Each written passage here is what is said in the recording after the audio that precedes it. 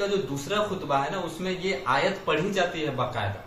اور اس کے بعد آئمہ جو مسجد کا امام ہے وہ باقاعدہ درود بھی پڑھتا ہے، لیکن وہ عوام کو کبھی اس چیز کو نہیں بتاتا کہ اس کے عوض میں اس کے بعد اس آیت کے تلاوت کے بعد آپ لوگوں کو بھی چاہیے کہ درود پڑھ لیں،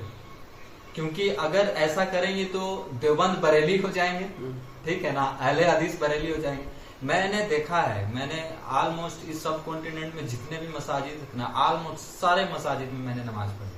پھر وہ خواہ بریلی کے ہوں، اہل حدیث کے ہوں، چاہے دیوبند کے ہوں، ٹھیک ہے۔ تو میں نے دیکھا ہے اس میں اکثر جو جمعے کے خطبات ہوتے ہیں جس میں یہ آیت پڑھی جاتی ہے، کسی کا ہونٹ بھی نہیں ہلتا، یعنی جو درود کا حکم دیا جاتا ہے، جب اللہ تعالیٰ کی طرف سے ڈائریکٹ حکم ہو تو اسے کم سے کم، چلے باڈی لینگویج تو ہم نہیں کر رہے لیکن زبان سے تو ہم یہ کر سکتے ہیں، درود پڑھ کے تو ہم اللہ کا حکم پورا کر سکتے ہیں، لیکن جو ہے نا کسی کے ہونٹ بھی نہیں ہلتے، اور اس کا ریزن صرف اور صرف امام مساجد ہے، اس لیے کہ وہ امام مساجد ہے، وہ تعلیم دیا ہی نہیں ہے، عوام کو یہ چیز بتایا ہی نہیں ہے کہ جو سورۃ الاحزاب آیت نمبر 56 ہے اس کے تحت ڈائریکٹ واجب ہو جاتا ہے کہ درود پڑھنا چاہیے۔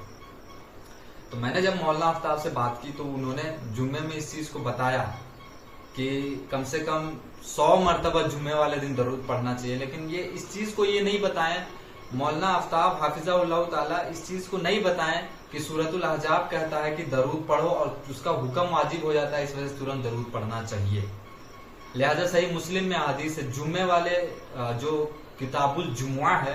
اس میں اگر اس چیپٹر میں جایا جائے تو اس میں پھر درود کے فضائل میں اس میں احادیث موجود ہے، ٹھیک ہے نا۔ اس بنسبت کہ آپ صلی اللہ علیہ وسلم فرماتے ہیں کہ جمعے والے دن آدم علیہ السلام کو پیدا کیا گیا، اسے زمین میں اتارا گیا، ان کی اسی دن جمعے والے دن ہی مغفرت ہوئی، جمعے والے دن ہی قیامت نازل ہوگی، اور جمعے کے جو فضائل ہے اس میں آپ صلی اللہ علیہ وسلم اس کو شمار کرتے ہیں احادیثوں کو بتا کے، اور فرماتے ہیں کہ جمعے والے دن کثرت سے درود بھیجا کرو، اس وجہ سے کہ یہ درود مجھ پر پیش کیے جائیں گے اور پیش کیے جاتے ہیں اللہ تعالیٰ کی طرف سے، ٹھیک ہے۔ تو ایک صحابی نے جرأت کر کے پوچھا کہ اے اللہ کے نبی، آپ جب دنیا سے چلے جائیں گے، جب قبر میں آپ کی جو جسم ہے وہ مٹی آپ کے جسم کو کھا جائے گی، تب بھی آپ کو درود پہنچایا جائے گا؟ تو اللہ کے نبی نے فرمایا ان اللہ حرم علی الارض ان تأکل اجساد الانبیاء، اللہ تعالیٰ نے مٹیوں پر حرام کیا ہے کہ کسی بھی نبی کا جسم اور ہڈی کو وہ کھا جائے، یعنی نبی علیہ الصلوۃ والسلام دنیا میں جتنے بھی نبی ہے ان کا جو جسم مبارک قبر میں بالکل محفوظ ہے، جس طریقے سے دنیا میں محفوظ ہوتا ہے، ٹھیک ہے۔ تو یہ درود اس میں آتا ہے، اور آپ صلی اللہ علیہ وسلم خصوصاً اس میں آرڈر دیتے ہیں کہ جمعے والے دن کم سے کم خصوصاً درود بھیجا کرو، اس میں مجھ پر درود پیش ہوتا ہے، ٹھیک ہے نا۔ تو ایک طرح سے اس میں صحیح مسلم میں بھی آرڈر ہو گیا، مطلب حکمی، اور سورۃ الاحزاب آیت نمبر 56 کے تحت جب بھی یہ آیت پڑھا جائے تو میرا ایکسپیرینس اور میرا عقیدہ یہ ہے کہ کم سے کم اللہم صلی علی محمد وعلی آل محمد تک درود پڑھنا ہی چاہیے، ٹھیک ہے نا، کیونکہ جب اللہ کہہ رہا ہے کہ میں اور میرے فرشتے نبی پر درود بھیجتے ہیں، لہٰذا انسانوں کو بھی چاہیے کہ اپنے نبی پر درود بھیجے اور سلامتی بھیجتے رہے۔ تو اس کا کیا مطلب ہوتا ہے؟ لے جائیں گورے کی عدالت میں اور بتائیں، اس آیت کے مفہوم کو پڑھ کے بتائیں، وہ کہیں کہ ہاں اس میں جو بولا جا رہا ہے اسے امیڈیٹلی کرنے کا حکم آ رہا ہے۔ تو یہ ہے میرے بھائی،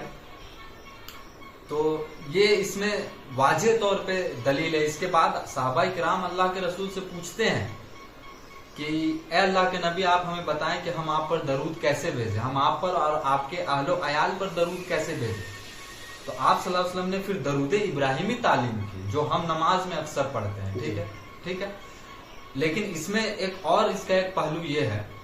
کہ یہ جو اللہم صلی علی محمد وعلی آل ہے، یہ جو آل والا جو معاملہ ہے نا، یہ نبی صلی اللہ علیہ وسلم کے خاندان کے لیے ہی خصوصاً ہے، وعلی آل محمد، یعنی محمد کے خاندان پر صلی اللہ علیہ وسلم۔ اب اس میں بعض واعظین اور بعض علماء یہ ہیں جو کہتے ہیں کہ اس آل میں ہم بھی شمار کرتے ہیں،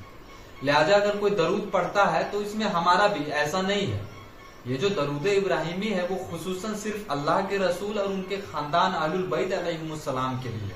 اس میں کوئی اپنے آپ کو کنسیڈر نہ کرے۔ لہذا جو دعائے قنوت، جو اتحیات جو پڑھا جاتا ہے، اس میں جب السلام علیکہ ایھا النبی، वरहमतुल्लाहि व बरकातुहू अस्सलामु अलैना व अला इबादिल्लाहि सालिहीन। ये जो इबादिल्लाहि सालिहीन है, इसमें फिर तमाम जो नेकोकार इंसान है उसमें फिर ये दरूद, ये दुआ ट्रांसफर हो जाती है। इसमें हमारा अकीदा है कि इसमें तमाम दुनिया के इंसान है जिसमें अल्लाह ताला इसमें ये दुआ पहुंचाता है हर नेकोकार पे। लेकिन ये जो दरूद इब्राहिमी है ना, इसमें कोई आला आल में ये जो आल वाला लफ्ज है ना, इसमें अपने आप को कंसीडर ना करे, क्योंकि सही बुखारी सही मुस्लिम में अहादीस है जहाँ आप सल्लल्लाहु अलैहि वसल्लम सहाबा किराम पूछते हैं तो वो अपने आप पर और अपने खानदान, अपने अहलुल बैत पर दरूद इब्राहिम पढ़ने का हुक्म देते हैं। ठीक है, तो इसमें मैं समझता हूँ कि इसमें अब मेरा ख्याल से आपका जो सवाल था वो क्लियर हो चुका है।